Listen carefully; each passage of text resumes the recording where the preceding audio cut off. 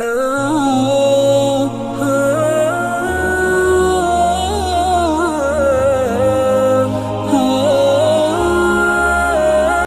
اگر قبۃ الصخرہ گرا دیا گیا تو مسجد اقصی گرا دی گئی، پھر جو ہوگا طوفان جو آئے گا اس سے پھر ایک بہت عظیم جنگ کا معاملہ ہوگا۔ اس حدیث میں الملحمۃ العظمیٰ کہا گیا، عظیم ترین جنگ۔ یہ دونوں حدیثیں میرے پاس ہیں، ان کا ٹیکسٹ بھی ہے، ترجمہ بھی ہے، مسلم شریف کی روایات ہیں۔ لیکن ان جنگوں میں جتنا بڑا نقصان ہوگا جانی، اس کا اندازہ کیجئے۔ فَيَقْتَتِلُونَ مَقْتَلَةً، پھر وہ ایسی جنگ کریں گے، ایسی جنگ لم یرا مثلھا، جو اسی کے کبھی دنیا میں نہیں دیکھی گئی۔ کیونکہ واسط علاقے میں بہت بڑی جنگ ہو رہی ہے تو اور بات ہے، جنگ عظیم اول، جنگ عظیم دوم پوری دنیا میں پھیلی ہوئی تھی۔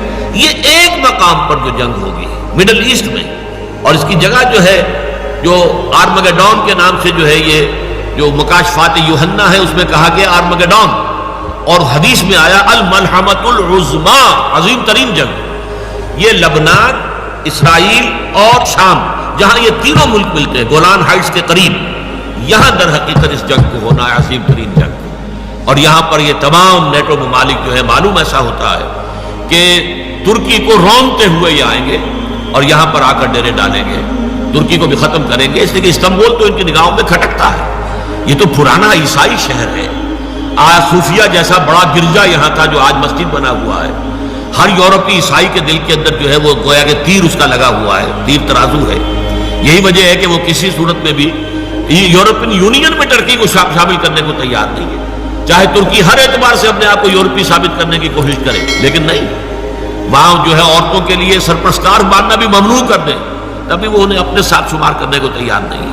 اس لیے نقشہ جو ہے آنے والا اس کو اچھی طرح سمجھ لیجئے کہ اس میں جیسا کہ حدیث میں آتا ہے جزیرہ نماء عرب میں بھی بہت بڑا طوفان آئے گا، اور صرف مدینہ منورہ جو ہے اور شاید اس کے نیچے مکہ مکرمہ، یہ حجاز کا علاقہ بچے گا، باقی پورے پر جو ہے وہ دشمنوں کا قبضہ ہوگا۔ اور یہ تمام ممالک جو ہے ایران، یہ ترکی اور عراق کا معاملہ، یہ سب کا سب بھی ان کے قبضے میں آ چکا ہوگا، یہ بڑی جنگ ہوگی۔ اس میں الفاظ یہ آئے ہیں حتیٰ یخر میتا حتیٰ ان الطائر یمر بجنباتہم فلا یخلفوہم حتیٰ یخر میتا فیتعاد بنو الاب کانوا مئۃ فلا یجدونہ بقی منہم الا رجل واحد۔ اتنی لاشیں ہوں گی کہ ایک پرندہ اڑے گا، اڑتا رہے گا، اڑتا رہے گا۔ ایک تو ہوتے ہیں گدھ، مردار خور، ان کی بات اور ہے۔ ایک پرندے، چڑیے، یہ بڑی نفاست پسند ہوتی ہیں، یہ گندگی کے اوپر نہیں بیٹھتی، اترنا نہیں چاہتی، لیکن یہ کہ لاشوں سے اور ان کی بدبو سے وہ پورا علاقہ اس بری طریقے سے متاثر ہوگا کہ پرندہ اڑتا جائے گا، اڑتا جائے گا، اڑتا جائے گا، اسے اترنے کی جگہ نہیں ملے گی، یہاں تک کہ تھک کر وہ مر کر مردہ ہو کر نیچے گر جائے گا تو ایک لاش کے اوپر ہی گرے گا۔ اور اس کے بعد جب گنتی کی جائے گی تو ایک شخص کے 100 بیٹے ہوں گے تو ان میں سے ایک بچے گا، یعنی خاندان مراد ہے۔ ایک دادا کے فرض کیجئے کہ پوتے یا پردادا کے پڑپوتے جو ہے 100 تھے۔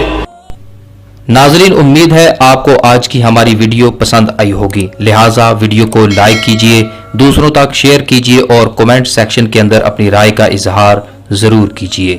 پھر ملیں گے انشاءاللہ العزیز ایسی ہی نایاب معلوماتی ویڈیو کے ساتھ، تب تک کے لیے اجازت دیجئے۔ اپنے میزبان مفتی رضوان کو اللہ نگہبان۔